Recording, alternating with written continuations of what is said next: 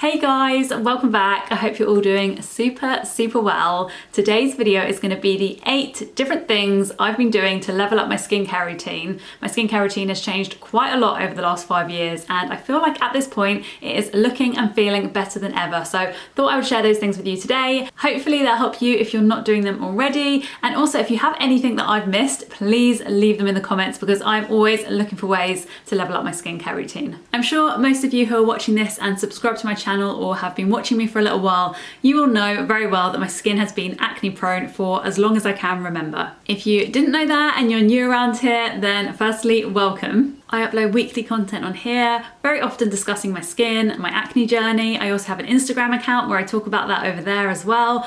So if you haven't followed me already, shameless plug, definitely head over there after this video. But my skin honestly feels like a never-ending journey. I very much believe that my hormonal health, acne, my gut health issues, my anxiety, all these things are very much intertwined, and you know, being one living being, I think there's no way around it. Like it is all very much connected. So I like to talk about the whole picture and basically my health journey. So if you can relate, definitely hit the subscribe button and come and join me here each week. And I'd love to know a bit more about you. So please drop me a comment or leave me a DM over on Instagram so we can get to know each other. Right, so let's get on to the tips. So number 1, and that is only cleansing in the evening. And I know lots of people, every time I mention this, I get DMs on Instagram telling me like how crazy I am and how much I should definitely cleanse my face in the morning and oil build up and left, right and center, all these different reasons. But I have done that for a very long time. I used to wake up religiously and the first thing I would do would be to check my skin and wash my face. All the way through from being probably about 12 years old all the way through to probably about 27, 28. So I've done that. And I can honestly say that my skin reacts so much better when I only cleanse in the evening. Nope, I don't get my skin wet in the morning. Nope, I don't shower in the morning, I shower in the evening. So really I just get up and go. I just moisturize, apply my SPF and off I go. Or don't go, as the case may be at the moment as we are still in lockdown, but you know what I mean. So yeah, I don't cleanse my face in the morning, and I find that this really works because my skin really has had a hard time of readjusting to, I guess, being a little bit drier and more sensitive since my course of Roaccutane. I also use a topical retinoid, so that can really damage the barrier of your skin. And I just think over cleansing sometimes for me has caused a lot more irritation, redness, dryness, something that really does aggravate my acne as well. So keeping things simple, only cleansing when I need to. I don't find that I wake up in the morning and my skin is super oily or that I'm sweating at night or anything like that. So there's nothing really to cleanse off apart from maybe the product from the night before, but quite honestly I have no problem with that sitting on my skin. If it's already been there for 12 hours, maybe even longer, it's very much absorbed by that point. Number 2, very nicely following on from that one, it is simplifying my skincare routine. I used to be skincare obsessed. I mean, I still am, but I used to love finding new products, buying new products, testing new products. I think at one point I had about 7 or 8 different steps in my evening skincare routine, all the way through from removing my makeup to cleansing to serums to toners, like the whole lot. I got really into different sheet masks, face masks. I just used to love it, and I used to think it was helping my skin, which it definitely wasn't, because as soon as I stripped that all back, my skin massively improved. And I'm not just talking about acne, I'm talking about generally the texture of my skin. The amount of stuff I was putting on my skin would definitely start to irritate places like around my nose, around my smile lines, and actually cause quite a lot of redness there. So actually, when looking at my skin, it just looked quite blotchy and uneven. But yeah, I just found that by stripping things back, only including things that I really need, like key ingredients that actually work, whether that be retinoids, SPF, cleansers, like things that I definitely couldn't live without. Those things stayed, but basically everything else went. I just didn't see a need for it. Again, nicely segueing on to number 3, which is introducing a retinoid. A retinoid is a form of vitamin A that you apply topically. It helps your skin cells to turn over a lot quicker, avoiding kind of blockages. It also helps to reduce the signs of aging, or premature aging, I should say. We cannot avoid aging and we shouldn't, but things like melasma it helps to deal with. It helps to basically have an even skin tone and really kind of reduce fine lines. And I absolutely love this ingredient. It has been amazing for things like acne scars, acne marks, actually reducing the amount of acne I get or reducing the severity of it. So I love this ingredient, and it has been an absolute staple for nearly 3 years, I believe now, and I couldn't live without it. So I'm definitely a massive fan of this. I use tretinoin. I use the strongest form I believe you can get, which is 0.1%. 100%. I have worked my way up from the very lowest, which I think is 0.025. I have a whole playlist talking about tretinoin, my experience with it, so if you haven't seen that already, I will link it in the description box. But yeah, it's been a massive help to my skin. Being in my 30s and still acne prone, I think it is like the perfect ingredient, really. Number 4 is something I talk about all the time on this channel, but it's so important to my skincare routine, and lots of people don't do it, so I think it's worth mentioning anyway. And it is actually tracking your skin in a journal, especially if you have like acne or rosacea or eczema, something, you know, that really can maybe bother you or that you feel concerned about or you have to tailor your skincare around. I think it's really worth tracking. And the reason I say this is because for such a long time I was kind of second guessing my skin. I was listening to others' advice and really taking that as gospel, you know, whether that be diet changes, washing my pillowcases every day, things that were just really time consuming and causing me to be quite stressed about the process of trying to clear my skin. So I created the Skin Story journal. Like I said, I know I've talked about it on my channel very often, but it's so helpful. I created trackers that I fill in daily, and at the end of the month I can go back and look at potential triggers, potential patterns between my skin and these triggers, and really start to build up a picture of what causes me to break out and what doesn't. And over the months, I've now been doing this for a couple of years, and to be honest, I feel like I know my skin pretty much inside out. I really do understand my triggers when it comes to things like sleep. I understand why my skin breaks out when it does.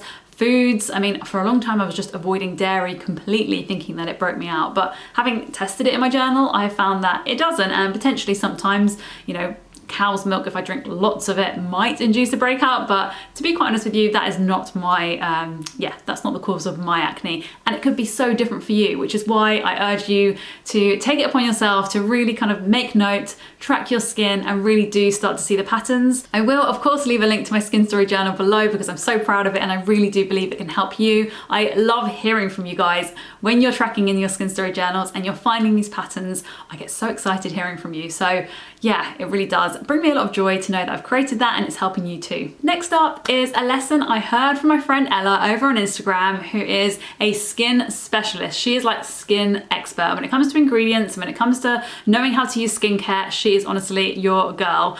So I will leave her Instagram down below. But she shared this tip a long time ago, and ever since I incorporated this, I believe I actually was doing it without really thinking about it beforehand, but ever since I heard her talk about it, I have been religious with it. And that is moisturizing on damp skin. So in the morning, I do skip this because I am just applying moisturizer and then SPF. But in the evening, I absolutely make sure without a shadow of a doubt that I am moisturizing as soon as I step out of the shower. So my skin isn't soaking wet, so that the moisturizer will just like not fall off, but you know what I mean, like it won't drip off, it will actually absorb. But I do make sure my skin is damp so that it has been like saturated in water in the shower for a length of time. And the reason for doing this is because moisturizer's job is to lock in moisture. It can't provide all the moisture, but it certainly can lock things in, which is why you need like an emollient as well to kind of lock that moisture, make your skin supple, hydrated. So if you were to towel dry your skin and then let it get to that kind of almost tight feeling that sometimes happens after you cleanse, you've basically not got any moisture left in your skin, and applying all the moisturizers in the world really aren't going to help at that point. This has honestly changed the texture of my skin. Before doing this, and I was applying tretinoin still, I noticed that my skin was a lot flakier. It was very dry and irritated. And since including this method, I've managed to completely eradicate any of those annoying retinoid issues that you get, examples, peeling, redness, etc. I just don't have them anymore. It's just not an issue for me. And I do believe it's because I'm actually properly hydrating my skin. I always find that I start talking so fast when it's about subjects like this because I love talking skincare. If you enjoy these kinds of videos, please give this one a thumbs up so I know to make more. So next up, I believe we're on number 7, I think. And this one is ditching exfoliating. And I also get a lot of kickback when I say things like this on Instagram. I know that tretinoin is a form of chemical exfoliation, so I'm not denying that I'm, you know, not exfoliating at all, but I definitely am not using any longer things that are abrasive on my skin. I'm not choosing to use chemical exfoliants like the BHAs and the AHAs, things like salicylic acid, glycolic acid. Those things I've completely ruled out. And the reason for this is just I find my skin just becomes a lot more inflamed when I do exfoliate, either manual or chemical. I think maybe because I am using tretinoin and it is such a harsh ingredient, having anything else that's really kind of abrasive or intense on my skin just causes it to break out more. It causes it to become more inflamed, red, irritated. And I think sometimes, you know, if you are aggravating like a blocked pore, which might just naturally go away and you may not even notice it, by applying these kind of chemical exfoliants and, you know, using things like scrubs or brushes or even muslin cloths, to be quite honest with you, if you're rubbing away at that bit of skin, however gentle you think you're being, you are causing some kind of inflammation at that area.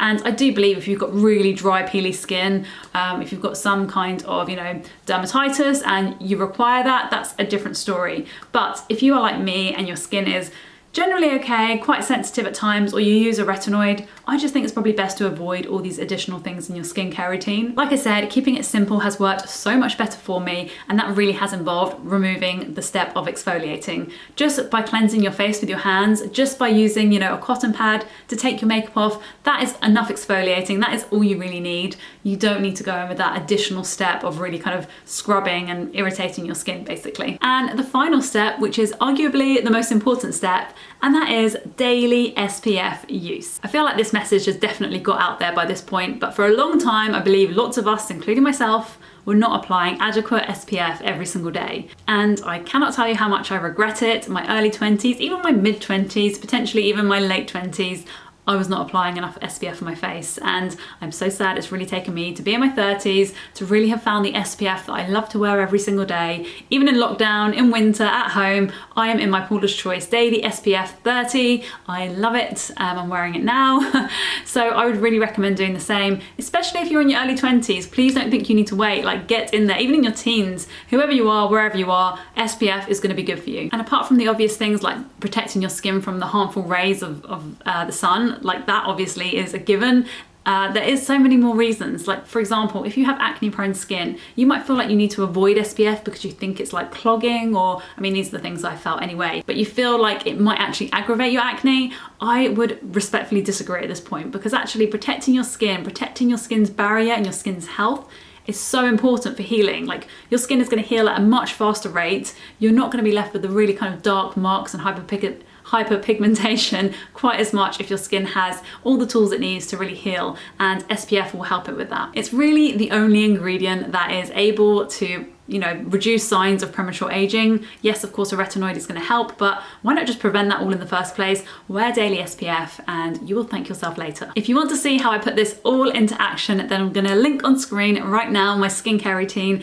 Definitely go and check that out and let me know what you think. I would love to hear, as I said, anything that you've been doing for your skin that's really been helping. I'm always excited to hear these new things. So go click that box on screen right now and I will see you over there. Thanks, guys.